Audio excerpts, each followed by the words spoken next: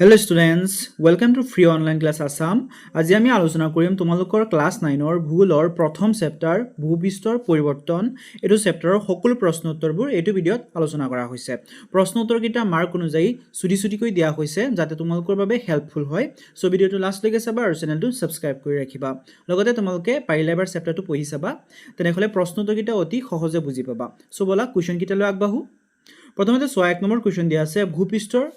মহাদেশ আৰু মহাসাগৰৰ বিতৰণ এটি আভাস দিয়া। এনসাৰ হ'ব ভূপৃষ্ঠ মহাদেশ আৰু মহাসাগৰেৰে গঠিত পৃথিৱীৰ উপৰিভাগ 71% জলভাগ অৰ্থাৎ কি হয় মহাসাগৰ হয়, ঠিক আছে, আৰু 29% স্থলভাগেৰে গঠিত। 29% স্থলভাগ মানে কি হয় যিকেইটা নেকি মহাদেশ আছে, ঠিক আছে। তাৰপিছত চোৱা জলভাগৰ তলি আৰু স্থলভাগ উভয়তে পাহাৰ সমতল আৰু উপত্যকাৰ দৰে বৈচিত্ৰ্যময় ভূ অৱয়ব দেখা যায়।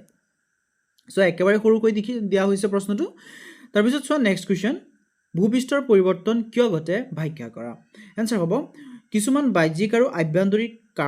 কাৰকৰ বাবে ভূপৃষ্ঠৰ পৰিৱৰ্তন ঘটে। বাহ্যিক কাৰক হ'ল বতাহ, বৰষুণ, সূৰ্যৰ উত্তাপ, নদ নদী, সাগৰৰ ঢৌ, হিমবাহ আদি। ইয়াত মন কৰিবা বাহ্যিক কাৰক কোনকেইটা হয়। তোমালোকে এক্সট্ৰাকে এনেকৈ আহিব পাৰে যে বাহ্যিক কাৰক কাক বোলে আৰু বাহ্যিক কাৰকৰ উদাহৰণ দিব লাগে। মনত ৰাখিবা বাহ্যিক কাৰক হৈছে বতাহ, বৰষুণ, সূৰ্যৰ উত্তাপ, নদ নদী, সাগৰৰ ঢৌ, হিমবাহ আদি। আনহাতে আভ্যন্তৰীণ কাৰকবোৰ হ'ল ভূমিকম্প আৰু আগ্নেয়গিৰি উদগীৰণ, ঠিক আছে।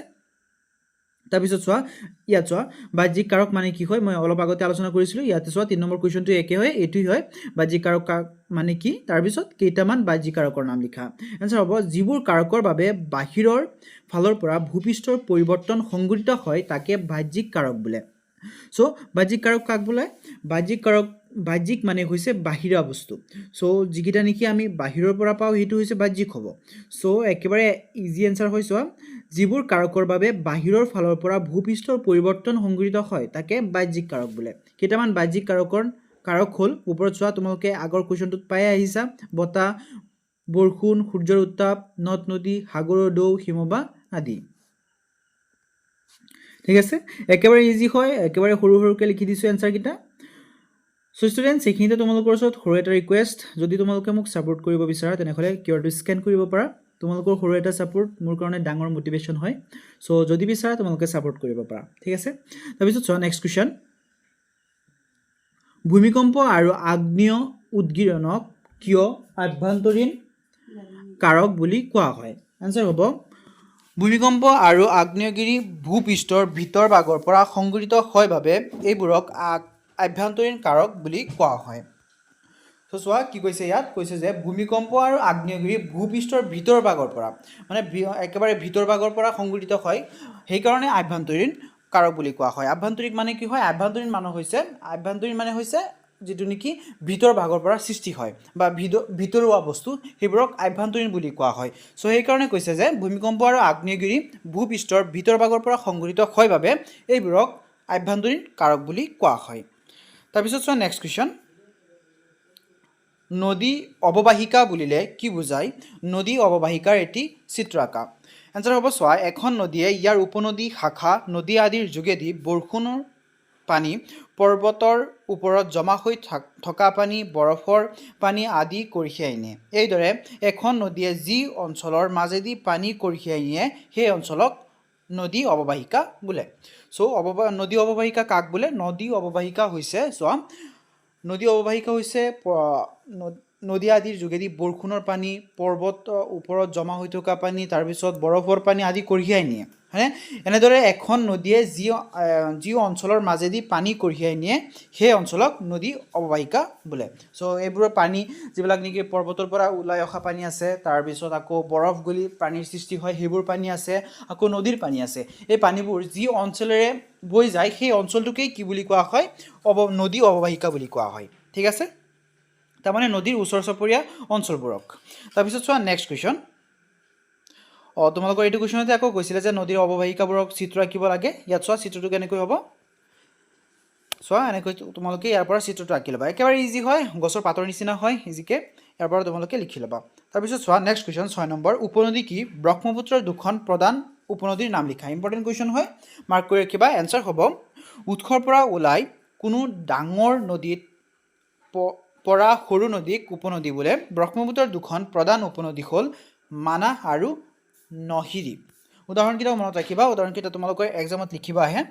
তাৰপিছত চোৱা নেক্সট কুৱেশ্যন নদীৰ খনন কাৰ্যৰ এটি আবাস দিয়া এনসাৰ হ'ব নদীৰ খুঁটে ইয়াৰ দুয়োপাৰ খহাই নিয়া কাৰ্যক খনন কাৰ্য বোলে একেবাৰে ইজি হয় তাৰপিছত চোৱা পানীৰ পৰিমাণ আৰু গতিবেগ বাঢ়িলে বিশেষকৈ বাৰিষা কালত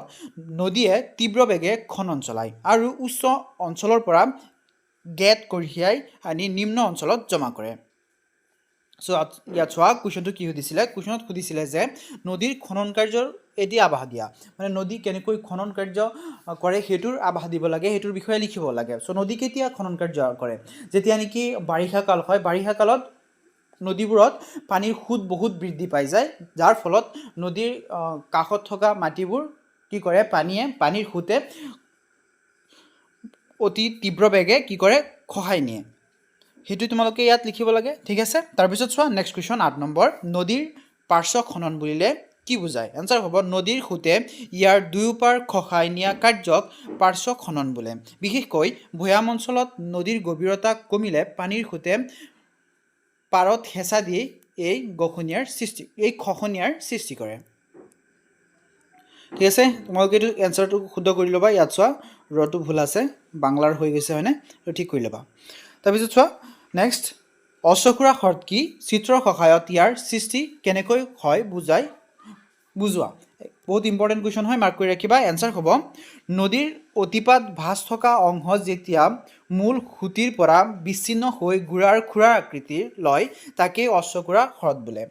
তোমালোকে একেবাৰে ইজিকৈ লিখিব পাৰা যিবোৰ হ্ৰদ নেকি নদী গুড়া আকৃতিৰ হয় গুড়াৰ খুৰাৰ আকৃতিৰ হয় সেইবিলাক কি বুলি কোৱা হয় অশ্বক্ষুৰা হ্ৰদ বুলি কোৱা হয় সমতল ভূমিত নদীয়ে সৰ্পিল গতি এৰি পোনকৈ বৈ যাবলৈ লওঁতে ইয়াৰ সৃষ্টি হয় সো অশ্বক্ষুৰা হ্ৰদ কেনেকৈ হয় যদি চিত্ৰ আঁকিব হয় তোমালোকে এনেকৈ আঁকিব পাৰা ইয়াত তোমালোকৰ কিতাপৰ পৰা দিয়া হৈছে তোমালোকে ইজিকৈ এনেকৈ আঁকিব পাৰা ঠিক আছে তোমালোকে ইজিকৈ এনেকৈ আঁকিব পাৰা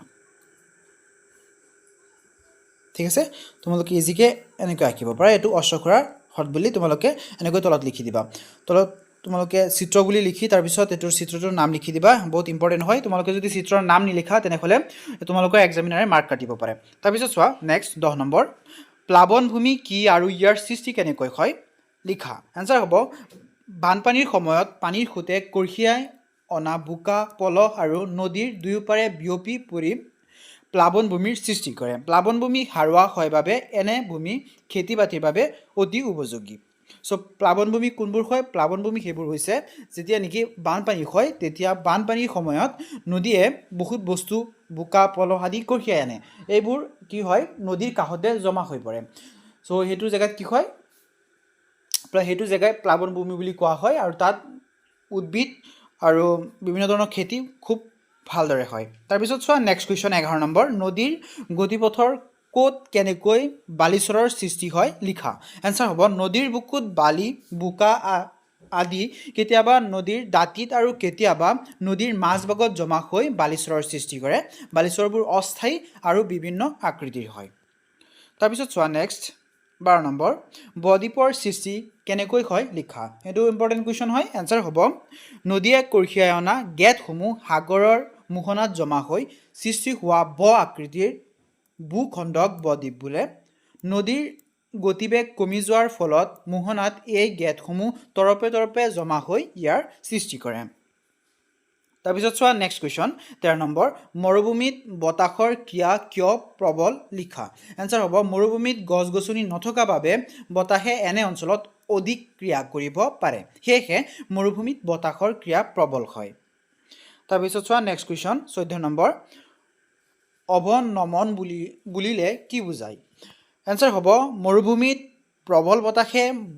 বালি এঠাইৰ পৰা আন ঠাইলৈ উৰুৱাই নিয়া কাৰ্যক অৱনমন বোলে গছ গছনি নথকাৰ বাবে মৰু অঞ্চলত এই প্ৰক্ৰিয়া সহজে সংঘটিত হয় যিহেতু গছ গছনি নাথাকে সো তাত বহুত তীব্ৰ বেগেৰে বতাহ বলে সেইকাৰণে মৰুভূমিত থকা বালিবোৰ এটা ঠাইৰ পৰা আনটো ঠাইলৈ কি হয় উৰি গুচি যায় আৰু সেইটো কাৰ্যক কি বুলি কোৱা হয় অৱনমন বুলি কোৱা হয় তাৰপিছত নেক্সট কুৱেশ্যন চোৱা 15 নম্বৰ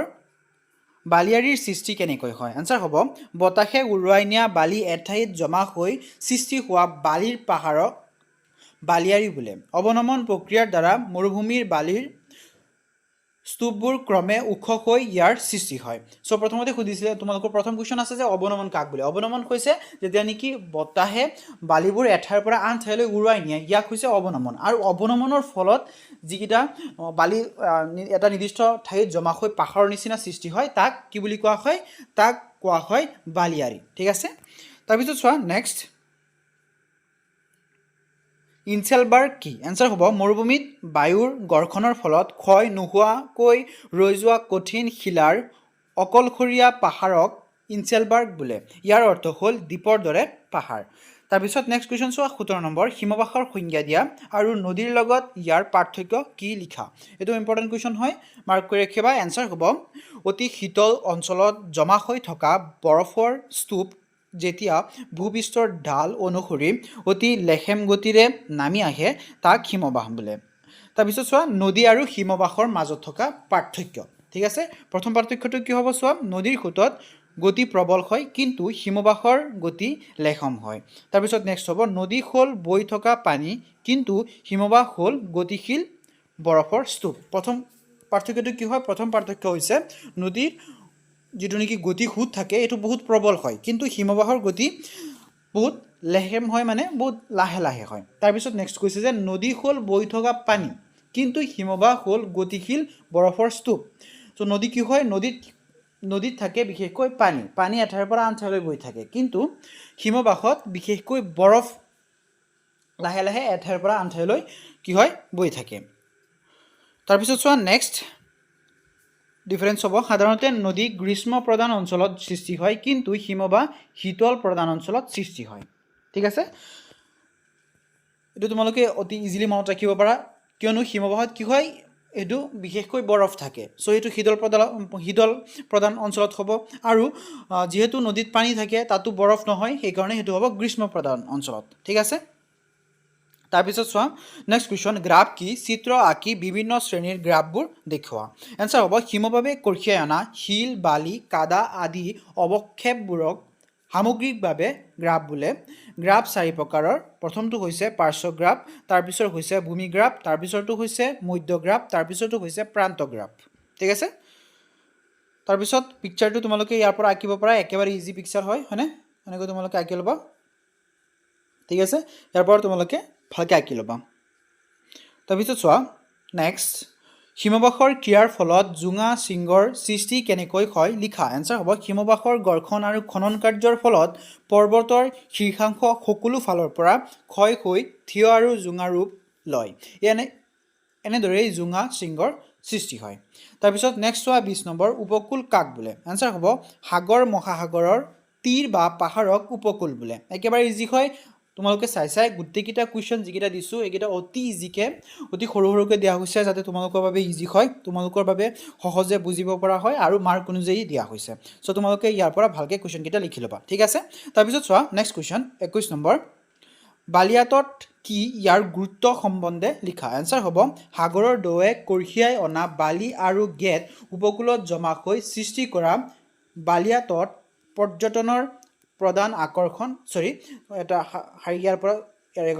এৰি গৈছে চোৱা সাগৰৰ ঢৌৱে কঢ়িয়াই অনা বালি আৰু গেট উপকূলত জমা হৈ সৃষ্টি কৰা ঢালযুক্ত সমতল ঠাইক বালিয়াতত বোলে বালিয়াতত পৰ্যটন প্ৰধান আকৰ্ষণ আৰু উপকূলীয় অঞ্চলক সাগৰীয় খখনীয়াৰ পৰা ৰক্ষা কৰে ঠিক আছে তাৰপিছত চোৱা নেক্সট কুৱেশ্যন 22 নম্বৰ সাগৰ মহাসাগৰ ঢৌৱে উপকূলৰ কেনে ধৰণে পৰিৱৰ্তন সাধন কৰে চমুকৈ লিখা এনসাৰ হ'ব সাগৰৰ ঢৌৱে উপকূলত অহৰহ খনন আৰু অৱক্ষেপন কাৰ্য চলাই ইয়াৰ ব্যাপক পৰিৱৰ্তন ঘটায় ঢৌৰ কোবত এফালে উপকূলৰ শিলাখণ্ড ক্ষয় থিয় গৰা বা গুহাৰ সৃষ্টি হয় আৰু আনফালে বালি পলস জমা হৈ নতুন বালিয়াতত বা বদ্বীপৰ গঠন হয় তাৰপিছত চোৱা 23 নম্বৰ কুৱেশ্যন দিয়া আছে তলত দিয়া কাৰক আৰু অৱয়ৱবোৰ কোনটো কাৰ সৃষ্টি কাৰ চিনেৰে দেখুওৱা তাত কি কৈছে যে কোনটো কাৰ সৃষ্টি ক'ৰ পৰা সৃষ্টি হয় এইটো লিখিব লাগে প্ৰথমতে কাৰক আছে তাৰ পিছত অবয়ব আছে এইকেইটা মিলাব লাগে ঠিক আছে যেনেকৈ প্ৰথমটো চোৱা ইয়াত নদী দিয়া আছে নদীৰ পৰা কি হয় প্লাৱনভূমিৰ সৃষ্টি হয় তাৰ পিছত নদীৰ পৰা ব-দ্বীপৰ সৃষ্টি হয় তাৰ পিছত নদীৰ পৰা আৰু কিহৰ সৃষ্টি হয় অশ্বকুৰা হ্ৰদৰ সৃষ্টি হয় হয়নে একেবাৰে ইজি হয় বাকীকেইটা ইয়াত চোৱা যিকেইটা কাৰকৰ পৰা অবয়ৱৰ সৃষ্টি হয় সেইকেইটা ইয়াত লিখি দিয়া হৈছে তোমালোকে ইয়াৰ পৰা এইকেইটা মিলাই ল'বা ঠিক আছে তাৰপিছত চোৱা নেক্সট নদীৰ পৰা কি হয় এইকেইটা মই তোমালোকক আৰু ভালকৈ তলত লিখি দিছোঁ ইয়াত চোৱা নদীৰ পৰা কি হয় প্লাৱনভূমি ব-দ্বীপ বালিয়াচৰ অশ্বকুৰা হ্ৰদ এইকেইটাৰ সৃষ্টি হয় তাৰপিছত বতাহৰ পৰা কি অবয়ৱৰ সৃষ্টি হয় ইনচেলবাৰ্গ বালিৰ পাহাৰ এইকেইটা সৃষ্টি হয় তাৰপিছত চোৱা হিমবাহৰ পৰা কি হয় পাৰ্শ্বগ্ৰাফ জোঙা শৃংগ ইউ উপত্যকা বি উপত্যকা মানে ইউ মানে হৈছে ইউ আকৃতিৰ আৰু বি মানে হৈছে বি আকৃতিৰ ঠিক আছে তাৰপিছত সাগৰ ঢৌ ইয়াৰ পৰা কি সৃষ্টি হয় বালিয়া তট উপকূল ঠিক আছে একেবাৰে ইজি হয় তাৰপিছত চোৱা নেক্সট কুৱেশ্যন ভূপৃষ্ঠত ভৱিষ্যতে কেনেধৰণৰ পৰিৱৰ্তন ঘটিব পাৰে চিন্তা কৰি লিখা আনসাৰ হ'ব ভৱিষ্যতে গোলকীয় উষ্ণতা বৃদ্ধিৰ ফলত মেৰুৰ বৰফ গলি সাগৰৰ জলপৃষ্ঠ উঠলি উঠিব যাৰ ফলত বহুতো নিম্নভূমি পানীত ডুব যাব লগতে বনাঞ্চল ধ্বংস আৰু জলবায়ু পৰিৱৰ্তনৰ বাবে সমভূমি অঞ্চল মৰুভূমিলৈ ৰূপান্তৰিত হোৱাৰ সম্ভাৱনা আছে সঘনাই হোৱা প্ৰাকৃতিক দুৰ্যোগ আৰু নদীৰ গতিপথৰ পৰিৱৰ্তনে পৃথিৱীখনক বসবাসৰ বাবে অনুপযোগী কৰি তুলিব পাৰে ঠিক আছে সো ইয়াত চোৱা তোমালোকক কুৱেশ্যন সুধিছিলে যে ভূপৃষ্ঠত ভৱিষ্যতে কেনেকুৱা ধৰণৰ পৰিৱৰ্তন হ'ব পাৰে চিন্তা কৰি লিখিব লাগে সো ভৱিষ্যতে কেনেকুৱা ধৰণৰ পৰিৱৰ্তন হ'ব আমি এতিয়াই গম পাব এতিয়াই আমি যিবিলাক বস্তু দেখিবলৈ পাইছোঁ ইয়াৰ পৰা আমি আন্দাজা লগাব পাৰোঁ যেনেকৈ আমি এতিয়া দিনক দিনে টেম্পাৰেচাৰ বাঢ়ি যোৱা দেখিবলৈ পাইছোঁ গৰম বহুত বাঢ়ি গৈছে অসহ্যকৰ গৰম বাঢ়িছে তাৰপিছত লগতে বায়ু বেয়া হৈছে আমি উশাহ নিশাহ ল'ব নোৱাৰা হৈছোঁ এনেকুৱা পৰিস্থিতি হৈ গৈছে হয়নে সো ইয়াৰ ভৱিষ্যতে ইয়াৰ এফেক্ট কি হ'ব ভৱিষ্যতে ইয়াৰ এফেক্ট হ'ব যে যিকেইটা নেকি বৰফ আছে মেৰু অঞ্চলত তাৰ বৰফবোৰ গলিব পাৰে অত্যাধিক উষ্ণতাৰ ফলত বৰফ গলিব পাৰে আৰু বৰফ গলি কি হ'ব যিকেইটা নেকি সমতল ঠাই আছে সমতল ঠাইবোৰত বানপানীৰ সৃষ্টি হ'ব পাৰে পানীৰ তলত ডুব যাব পাৰে আৰু লগতে আগতে যিবিলাক অঞ্চল মৰুভূমি আছিলে আজিকালি কি হৈছে সেইবিলাক অঞ্চল আৰু বেছি জাগালৈ বৃদ্ধি হৈ আছে বেছি ঠাইলৈ ইয়াৰ বিস্তাৰ হৈ আছে সো এইটো দিনক দিনে যেনেকৈ গছ গছনি কাটাৰ ফলত আৰু ডাঙৰ জেগালৈ কিন্তু মৰুভূমিলৈ বিস্তাৰ হ'ব পাৰে ঠিক আছে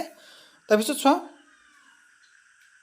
25 নম্বৰ দিয়া হৈছে তোমাৰ নিজৰ গাঁও বা নগৰখনৰ ভূপৃষ্ঠৰ বৈশিষ্ট্য সম্বন্ধে এটা টুকা লিখা এলেকাটিৰ এখন চিত্ৰ আঁকি এখন প্ৰধান অবয়ৱবোৰ নদী পাহাৰ বিল সমভূমি আদি দেখুৱাবলৈ চেষ্টা কৰা যেহেতু তোমালোকক দিয়া হৈছে তোমালোকৰ নিজৰ গাঁৱৰ বিষয়ে লিখিব লাগে সো তোমালোকে নিজে চেষ্টা কৰিবা ঠিক আছে এক্সামৰ কাৰণে ইম্পৰ্টেণ্ট নহয় যদি তোমালোকে বিচাৰা তেনেহ'লে তোমালোকে নিজে লিখিব পাৰা ঠিক আছে যদি তোমালোকে নিজে এবাৰ চেষ্টা কৰা তেনেহ'লে তোমালোকৰ ইয়াৰ পৰাই কি হ'ব নদী পাহাৰ বিল সমভূমি ইয়াৰ বিষয়ে তোমালোকৰ যিটো কনচেপ্ট আছে সেইটো তোমালোকৰ ইনক্ৰিজ হ'ব ঠিক আছে সো তোমালোকে নিজে এবাৰ চেষ্টা কৰিবা সো ষ্টুডেণ্টছ এইখিনিতে তোমালোকৰ